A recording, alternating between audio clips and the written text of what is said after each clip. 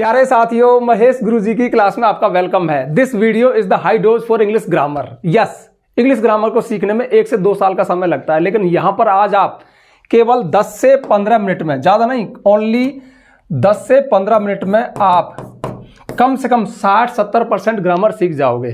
पता है क्यों? क्योंकि हमारी इंग्लिश ग्रामर वर्ब के इर्द गिर्द ही घूमती है। मतलब इंग्लिश में मेन चीज है वर्ब, क्रिया, और हमारी पूरी ग्रामर का ताना बाना वर्ब के इर्द गिर्द ही बुना गया है। तो आज के वीडियो में मैं आपको बताऊंगा वर्ब के 10 रूल। अब देखिए, वर्ब के तो सैकड़ों रूल हैं, क्योंकि पूरी ग्रामर वर्ब पे ही चलती है, लेकिन 10 बेसिक रूल, 10 ऐसे रूल जो आपको जरूर जानने ही चाहिए, वो इस वीडियो में बताऊंगा। वीडियो को ध्यान से देख लेना और आपकी ग्रामर एकदम से बूस्ट होगी। महेश गुरुजी क्लास है ना, कुछ ना कुछ तो मिलेगा और बेहतर मिलेगा। सबसे पहला बेसिक रूल है एक्शन वर्ब का कंटिन्यूअस टेंस। कंटिन्यूअस टेंस बोले तो आईएनजी फॉर्म, इसको हम प्रोग्रेसिव टेंस भी कह सकते हैं, बनता है, लेकिन स्टेटिव वर्ब्स का कंटिन्यूअस टेंस नहीं बनता है। क्या आपको पता है इस बात का? शायद पता हो, ना हो। अगर ना भी है तो क्या हो गया, चल जाएगा 2 मिनट में। देखो, एक्शन वर्ब एक ऐसी वर्ब होती है जिसमें कोई एक्टिविटी, एक्शन होना पाया जाए, उन्हीं में आईएनजी फॉर्म लग सकती है। जैसे आई एम प्लेइंग क्रिकेट, मैं क्रिकेट खेल रहा हूं, ये कंटिन्यूअस टेंस है, प्रेजेंट कंटिन्यूअस टेंस। तो प्ले में आईएनजी लगा। तो प्ले में क्यों लगा? क्योंकि प्ले एक्शन वर्ब है, इसमें मूवमेंट है, एक्टिविटी है।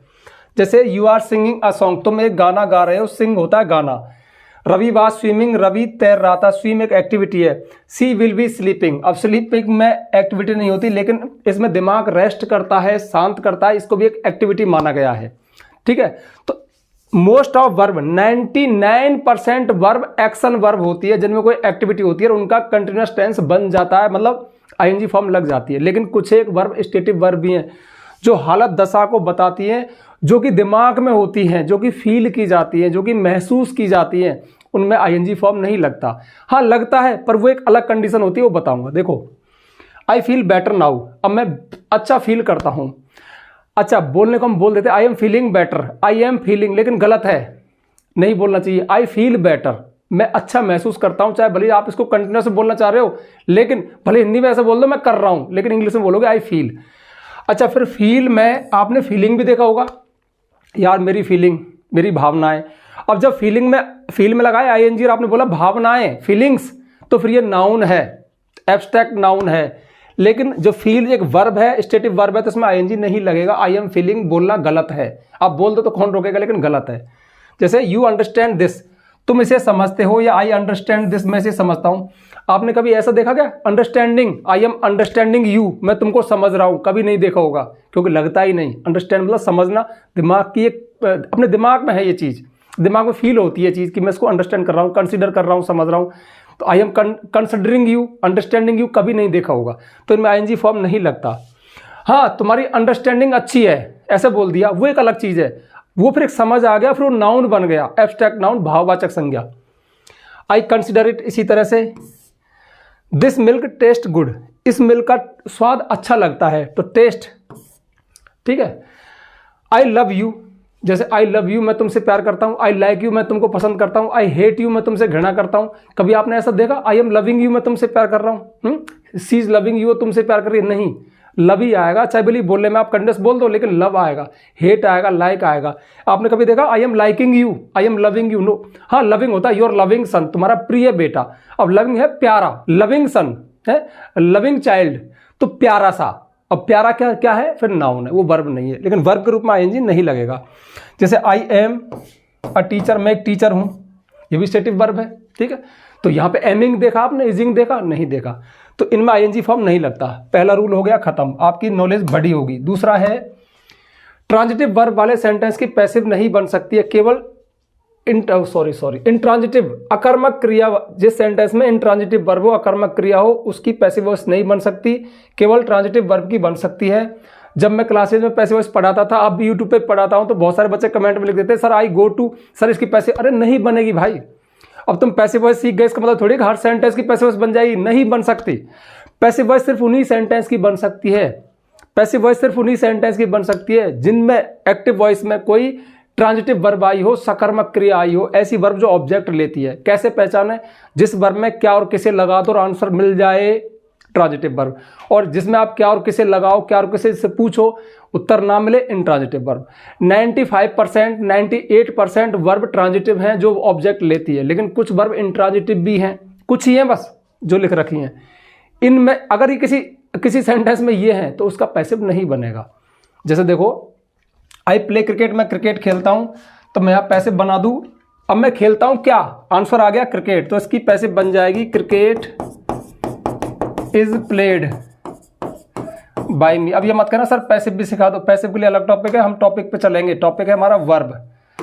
तो cricket is played by you, sorry by me, cricket मेरे द्वारा खेला जाता है, ये पैसिव है। Cricket is, she is writing a letter, वह एक पत्र लिख रही है क्या, एक लेटर, तो a letter is being written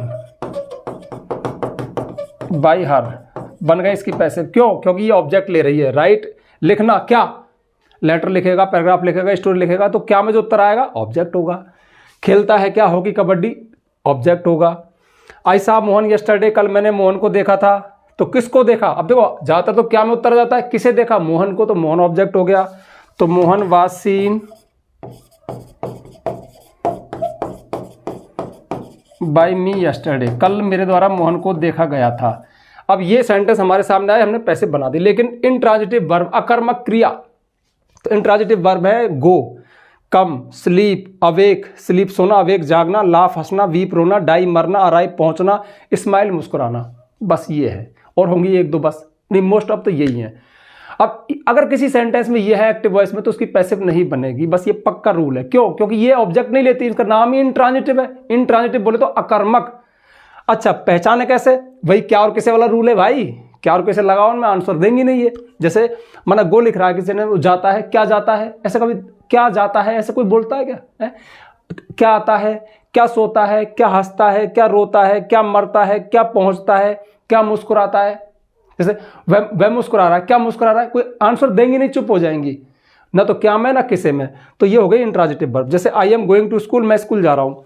अब तुम कहोगे, ज़्यादातर बच्चे कहते हैं सर स्कूल है इसमें ऑब्जेक्ट, जो क्रिया के बाद चिपका होता है ऑब्जेक्ट होता है। अरे नहीं यार, ये जरूर थोड़ी हर सेंटेंस में ऑब्जेक्ट पाया जाए। ऑब्जेक्ट उसी सेंटेंस में पाया जाएगा जिसमें कोई ट्रांजिटिव वर्ब हो। स्कूल क्या है, पर ये तो प्लेस है, ये तो एडवर्ब है। She is weeping in her room, वो अपने कमरे में रो रही है, तो वो रो रही है, क्या रो रही है कोई नहीं।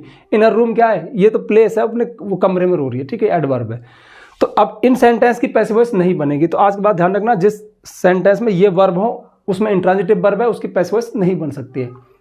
तो नॉलेज बूस्ट हुई ना। चले बढ़े आगे। अगला है मॉडल्स के साथ V1 आती है। सबको पता है मॉडल्स के साथ V1 आती है, लेकिन मॉडल्स के पास्ट में model plus have plus verb की थर्ड फॉर्म आती है। अब कहोगे सर रूल टूट गया क्या, नहीं टूटा रे। मॉडल प्लस V1 तो अभी भी है। क्यों, क्योंकि मॉडल प्लस हैव, अब हैव एक वर्ब है और हैव इसका फर्स्ट फॉर्म है, बेस फॉर्म है, तो रूल तो अब भी चल रहा है, लेकिन हैव के साथ थर्ड फॉर्म आ जाएगी। जैसे देखो, जब प्रेजेंट में होते हैं तो इनके साथ फर्स्ट फॉर्म लगेगी। जैसे आई कैन सिंग, मैं एक गाना गा सकता हूँ। यू शुड हेल्प हिम, तुम्हें उसकी मदद करनी चाहिए। सी मस्ट गो देयर, उसे वहाँ जाना चाहिए, तो उसको कैन शुड मस्ट ये सब क्या है, मॉडल। इनके साथ सिंग हेल्प V1 आई। लेकिन आई कैन हैव संग अ सॉन्ग, मैं गीत गा सकता था, तो कैन हैव संग, देखो कैन के साथ तो V1 ही आई, लेकिन अगर पास्ट बना तो model plus have plus verb की थर्ड फॉर्म आएगी। यानी रूल तो नहीं टूटा, मॉडल के साथ तो V1 है, लेकिन पास्ट बना तो फिर हैव के साथ थर्ड फॉर्म आएगी। You should have helped him, तुम्हें उसकी मदद करनी चाहिए थी, तुम्हें उसकी मदद करनी चाहिए प्रेजेंट में, तो शुड प्लस ये करनी चाहिए थी, should have plus third form. She must have gone there, उसे वहां जाना चाहिए था, गॉन आया। तो कभी ऐसा देख लो तो ये मत कहना अरे सर ये क्या हो गया, मॉडल के साथ तो V1 आती है, यहाँ पे थर्ड फॉर्म। अरे थर्ड फॉर्म लग रही है, लेकिन वो पास्ट की वजह से लग रही है, और रूल अभी भी काम कर रहा है, हैव। मॉडल के जस्ट बाद तो फर्स्ट फॉर्म ही आई, ठीक है। तो आया समझ में। अब बढ़े आगे। बी डू हैव, देखिए जो वर्ब है वो दो तरह की होती है, हेल्पिंग वर्ब, मैन वर्ब, ठीक है, पक्का है। लेकिन ये तीन वर्ब ऐसी हैं जो हेल्पिंग वर्ब, मैन वर्ब दोनों का काम करती है। अब जैसे मॉडल है, वो भी ऑक्सिलरी वर्ब है, हेल्पिंग वर्ब है, लेकिन थोड़े स्ट्रॉन्ग है ना, वो हमेशा हेल्पिंग वर्ब है, वो हेल्पिंग वर्ब रहेंगे। लेकिन डू, बी, हैव और इनके फॉर्म, बी के फॉर्म में is, am, are, was, were, do के फॉर्म में डू, डज, डिड, और हैव के फॉर्म में हैज, हैव, हैड। ये मैन वर्ब और हेल्पिंग वर्ब दोनों का काम करते हैं, इसलिए इनको प्राइमरी ऑक्सिलरी वर्ब कहते हैं, बस। और एक बात बताऊं, हमारी अंग्रेजी ग्रामर में टेंसेज में जितनी भी हेल्पिंग वर्ब हैं वो इन तीन से तो निकली हैं, है ना। बी से इज, एम, आर, वाज, वर निकल गई, और बी बीइंग निकल गया, डू से डू, डज, डिड, है ना, हैव से हैज़ हैव हैड, तो प्रेजेंट परफेक्ट टेंस में आती है। मतलब सब के सब इन्हीं से निकली है। लेकिन कमाल की बात यह है कि ये सिर्फ हेल्पिंग वर्ब नहीं है, मैन वर्ब भी है। तो इधर है ये मैन वर्ब, इधर है ये हेल्पिंग वर्ब। जैसे राहुल इज़ माई सन, राहुल मेरा बेटा है, तो इज़ क्या है यहाँ पे, मैन वर्ब है। इसके साथ और कोई मैन वर्ब नहीं है तो मैन वर्ब है ना। जो हमारे सिंपल सेंटेंस होते हैं नॉन एक्शन, उनमें जब इज़-एम-आर वाज वर्ब लगती है तो मैन वर्ब ही काउंट होती है। तो ये मैन वर्ब है। Radha was at home, Radha घर पे थी, कोई एक्शन नहीं है यहाँ पर, ये मैन वर्ब है। आई डू माई होमवर्क, मैं अपना होमवर्क करता हूँ, डू करना बोलता है। आई हैव अ कार, मैं एक कार रखता हूँ, मेरे पास एक कार है। तो यहाँ पर डू, हैव, वाज, बी के फॉर्म में इज़-एम-आर, ये सब मैन वर्ब हैं। लेकिन इधर देखो, Rahul is playing football, Rahul football खेल रहा है, यहाँ पे मैन वर्ब तो प्ले है, इज़ हेल्पिंग वर्ब है, helping verb. Radha was cooking food, was यहाँ पे हेल्पिंग वर्ब है, मैन वर्ब तो कुकिंग है। I do not go to school, इसमें मैन वर्ब तो गो है, डू हेल्पिंग वर्ब है। और आई हैव ईटन फूड, मैं खाना खा चुका हूँ, इसमें मैन वर्ब ईटन है, हेल्पिंग वर्ब हैव है। और जब हेल्पिंग वर्ब होते हैं तो सिर्फ टेंस बताते हैं, टेंस मतलब समय बताते हैं, प्रेजेंट है, पास्ट है, फ्यूचर है। जैसे इज़ यहाँ पे सिर्फ है बता रहा है, काम तो प्ले खेलना है, वाज सिर्फ था बता रहा है पास्ट को, डू सिर्फ मैं मंदिर नहीं जाता हूँ, डू ने सिर्फ हूँ बताया प्रेजेंट। और आई हैव ईटन फूड, मैं खाना खा चुका हूँ, हैव ने सिर्फ है बताया। तो जब ये सहायक क्रिया होती है तो सिर्फ टेंस बताती है, समय बताती है, प्रेजेंट है, पास्ट है, फ्यूचर और कुछ नहीं बताती। लेकिन जब मैन वर्ब होती है तो मुख्य क्रिया का ही काम करती है, ठीक है। या तो किसी की स्टेट बताएंगी, प्रोफेशन बताएंगी, या फिर पोजीशन बताएंगी, मैं कार रखता हूँ, या फिर करना बताएगी, डू। आगे बढ़ते हैं। रूल नंबर 5, जब कोई सेंटेंस वर्ब से शुरू हो तो वो आदेश होता है। मतलब आपको पता है कि सेंटेंस हमेशा सब्जेक्ट से शुरू होते हैं, या फिर हेल्पिंग वर्ब से अगर क्वेश्चन है तो। लेकिन मैन वर्ब से ही सेंटेंस शुरू और सब्जेक्ट भी ना हो और हेल्पिंग वर्ब भी ना हो तो वो आदेश है, वो इंपेरेटिव सेंटेंस है। तो जैसे कम हियर, सेंटेंस है पूरा पूरा वर्ब से शुरू हुआ, इधर आओ, तो इसका मतलब है आदेश हो गया, इधर आओ। ओपन द डोर, दरवाजा खोलो। हेल्प मी, मेरी सहायता करो। Bring me a glass of water, मेरे लिए ग्लास पानी लेके आओ। तो ब्रिंग, हेल्प, ओपन, कम। जब सेंटेंस V1 से शुरू हो और उसमें कोई सब्जेक्ट ना हो तो वो फिर इंपेरेटिव सेंटेंस है, आदेश है। अच्छा, इनका नेगेटिव कैसे बनता है, डोंट लगा दो। जैसे डोंट कम हियर, यहाँ पे कम से पहले डोंट होता है, डोंट कम हियर, इधर मत आओ। डोंट ओपन द डोर, दरवाजा मत खोलो। प्लीज डोंट हेल्प मी, मेरी मदद मत करो। Don't bring me a glass of water, मेरे लिए ग्लास पानी लेके मत आओ। अगर निवेदन और कर दिया थोड़ा सा तो इनसे पहले प्लीज अथवा काइंडली लगा दो। जैसे प्लीज कम हियर, कृपया इधर आओ। प्लीज ओपन द डोर, कृपया दरवाजा खोलो। प्लीज हेल्प मी, कृपया मेरी मदद करो। प्लीज मेरे लिए लाओ, है।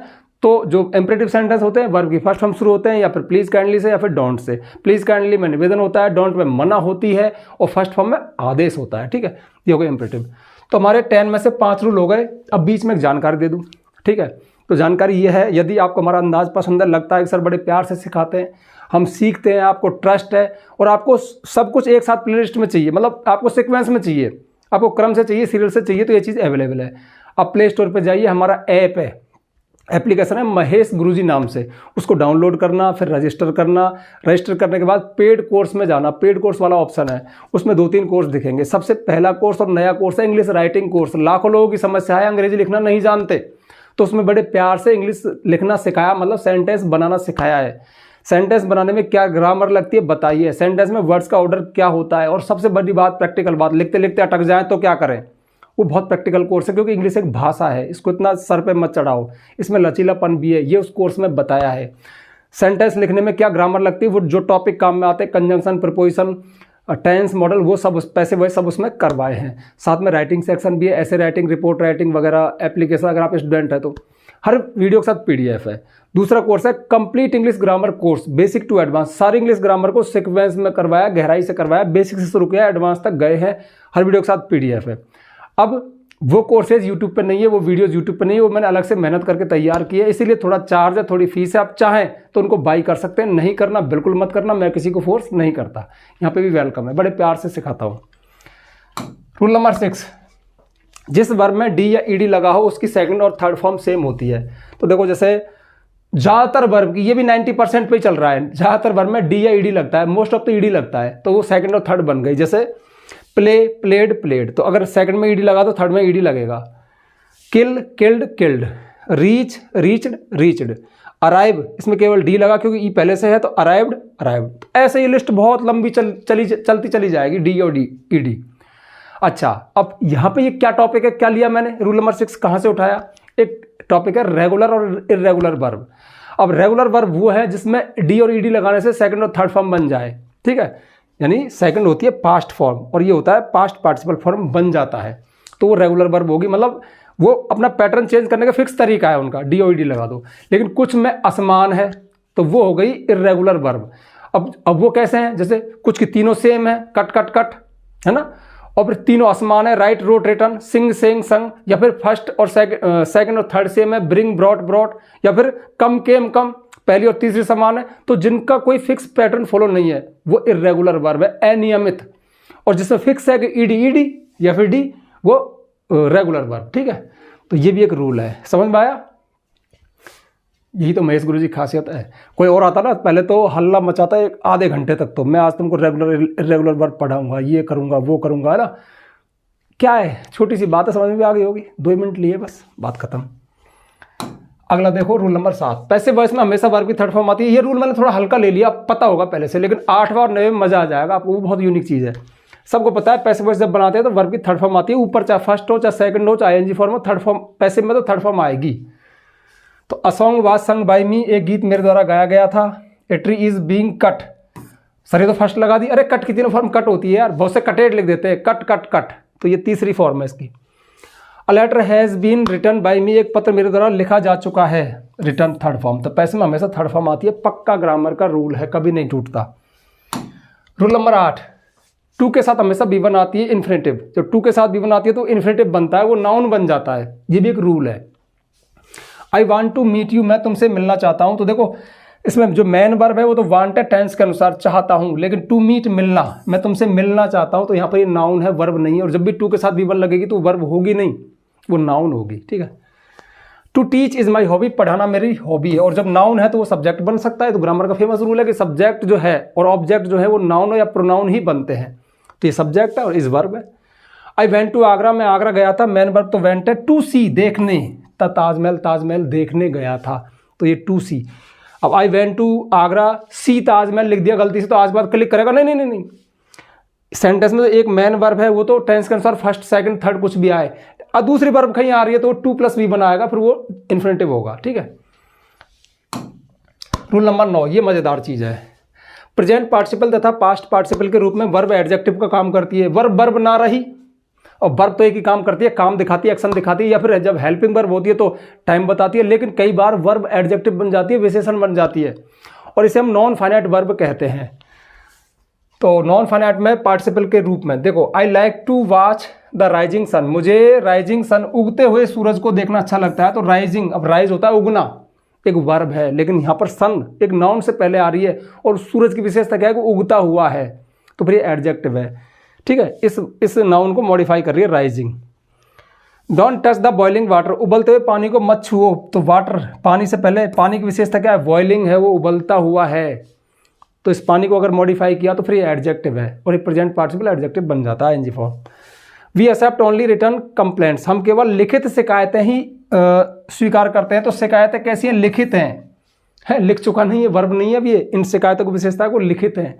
आई एम टायर्ड, मैं थका हुआ हूँ, तो टायर होता है थकना, थर्ड फॉर्म आई टायर्ड, थका हुआ, तो वर्ब की थर्ड फॉर्म यहाँ पे एडजेक्टिव, मेरी विशेषता बता रही है कि मैं थका हुआ हूँ, ठीक है। तो ये जो टॉपिक है ये आता है प्रेजेंट नॉन फाइनाइट वर्ब में, ठीक है। और लास्ट रूल नंबर 10, किसी वर्ब की 5 फॉर्म होती है, सबको पता है।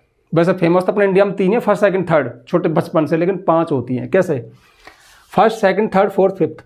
फर्स्ट फॉर्म उसको बेस फॉर्म कहते हैं, सेकंड फॉर्म को पास्ट फॉर्म कहते हैं, थर्ड फॉर्म को ग्रामर की भाषा में पास्ट पार्टिसिपल कहते हैं। अब ये वर्ब का काम भी करे चाहे एडजेक्टिव काम करे, लेकिन पास्ट। फोर्थ फॉर्म है वो प्रेजेंट पार्टिसिपल होती है, ठीक है, आईएनजी फॉर्म जिसको कहते हैं। और जो फिफ्थ फॉर्म है वो सिंगुलर फॉर्म होती है, किसी वर्ब का एक वचन रूप, और ये सिर्फ एक जगह काम आता है, कहाँ, प्रेजेंट इंडेफिनिट के अफर्मेटिव सेंटेंस में। यदि सब्जेक्ट सिंगुलर है, ही सीट नेम है, तो हम एस लगाते हैं, वर्ब में सबको पता है। इसका भी सिर्फ एक यूज है, पास्ट जो फॉर्म है, कहाँ, पास्ट इंडेफिनिट बनाने में है। हम पास्ट का कोई एक्शन बताएं वर्ब की सेकंड फॉर्म में तो पास्ट को बताएगी, मतलब पास्ट में कुछ हुआ था, इवेंट में गया, देखा, सा है, कुछ भी किया, रोट लिखा। जो फर्स्ट फॉर्म में इसके बहुत सारे फंक्शन हैं, प्रेजेंट इंडेफिनिट टेंस बनाने काम आती है, मॉडल के साथ आती है, और उसमें इंपरेटिव सेंटेंस में आती है। और मेरे वीडियो देख लेना, फिलहाल तत्काल याद नहीं आ रहा, ठीक है, हम भी कोई मशीन नहीं है। तो इसके बहुत सारे फंक्शन हैं। थर्ड फॉर्म के भी फंक्शन है, ये वर्ब का काम भी करती है, पैसिव वॉइस में काम आती है, प्लस एडजेक्टिव बनती है, बताया था ना, रिटर्न। प्रेजेंट पार्टिसिपल ये भी काम करती है, ये प्रेजेंट प्रोग्रेसिव टेंस बनाती है, एक जेरेंड के रूप में आती है, आईएनजी फॉर्म जब नाउन बन जाती है। इसके अलावा प्रेजेंट पार्टिसिपल के रूप में ये एडजेक्टिव बन जाती है। तो इसके 2-3 फंक्शन है, इसका एक है और इसका एक है। तो वर्ब के 5 फॉर्म होते हैं, जैसे go, went, gone, going, goes, write, wrote, written, writing, writes. Do, did, do एक मैन वर्ब भी है, तो डू के फॉर्म में डू, डिड, डन, डूइंग और डज। अब डज क्या है? डू का एक फॉर्म है एस वाला, और कुछ नहीं है। और हम रटते हैं डू डज, डू डज, अरे डू ही है मेन चीज़, तो डज उसका एक फॉर्म है बस। ऐसी हैव, मेन चीज़ तो हैव है। Second form had, third form had, having और हैज। अब हैव हैज, लेकिन आज पता लगा कि हैव एक मैन वर्ब है, उसका सिंगुलर फॉर्म हैज है, एस वाला फॉर्म है ये, ठीक है, सिंगुलर सब्जेक्ट के साथ काम में आता है। तो ये था। अरे मजा आया कि नहीं आया? नॉलेज बूस्ट हुई कि नहीं? जो बात मैंने बोली थी कि ग्रामर, अरे ग्रामर वर्ब पे टिकी है यार, और कितनी सारी चीज़ आज दिमाग में एक साथ क्लियर हो गई। यही महेश गुरु जी का कमाल है, बस मैं ऐसा ही करता हूँ, दिल से पढ़ाता हूँ यार, इसलिए ऐसा हो जाता है। वरना ये सारी चीज़ें मैं 10 अलग अलग वीडियोज़ में ला सकता था, अलग अलग क्लासेज में। नहीं, क्या मतलब है, जब बैठे हो तो एक साथ ही नॉलेज ले लो ना, ठीक है। तो वीडियो को शेयर कर देना यार बस, ठीक है। और हाँ, उन कोर्सेज का जिक्र किया था, आप चाहो तो, मैं फोर्स नहीं करता, चाहो तो बाई कर सकते हो, नहीं करना तो मत करना, ठीक है। तो मिलते हैं नेक्स्ट वीडियो में नेक्स्ट टॉपिक के साथ, तब तक के लिए बाय। सीखो।